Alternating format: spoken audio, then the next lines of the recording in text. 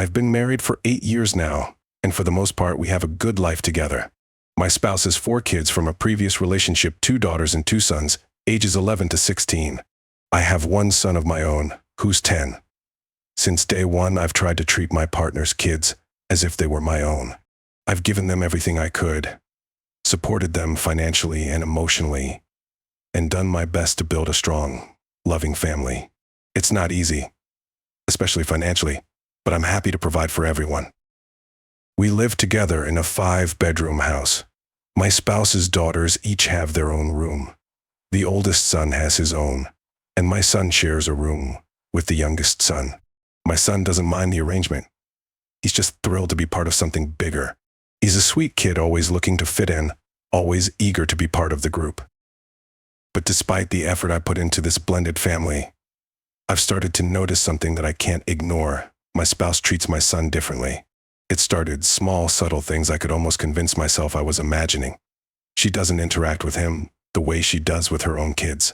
She rarely asks him about his day, his interests, his schoolwork. She doesn't engage with him or seem interested in his life. At times, it's like he's invisible to her. She'll take her kids out for special outings, while my son and I are left at home.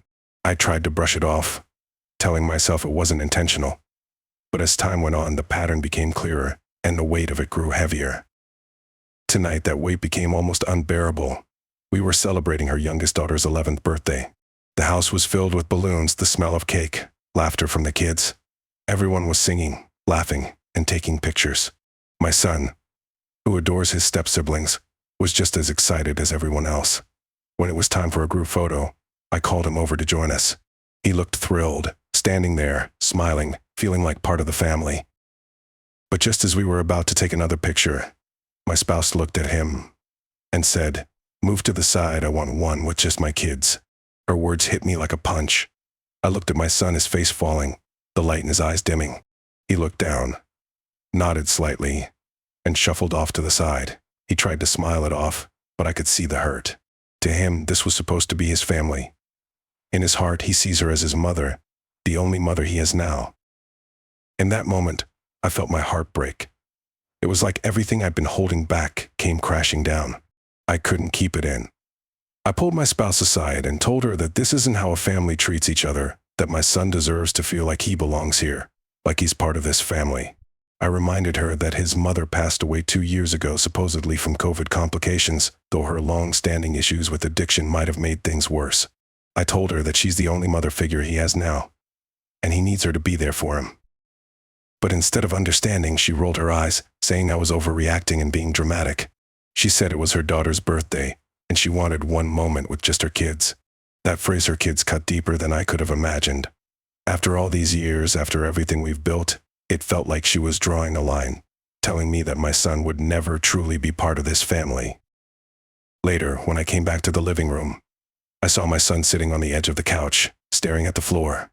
I sat down next to him, trying to be strong, but his face told me everything. He was trying so hard not to cry.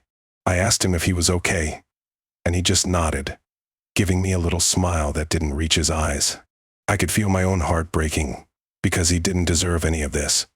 He's just a little boy who's already been through so much, losing his mom, moving into a new house, adjusting to a blended family.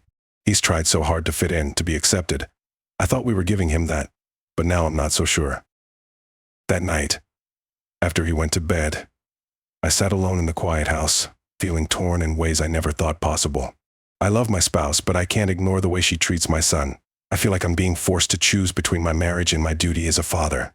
I keep wondering if I'm overreacting, if I'm expecting too much, but every time I close my eyes, I see my son's face, that look of confusion and hurt when he was told to move aside. I'm terrified of the damage this will do to him, of the scars that might linger far beyond childhood.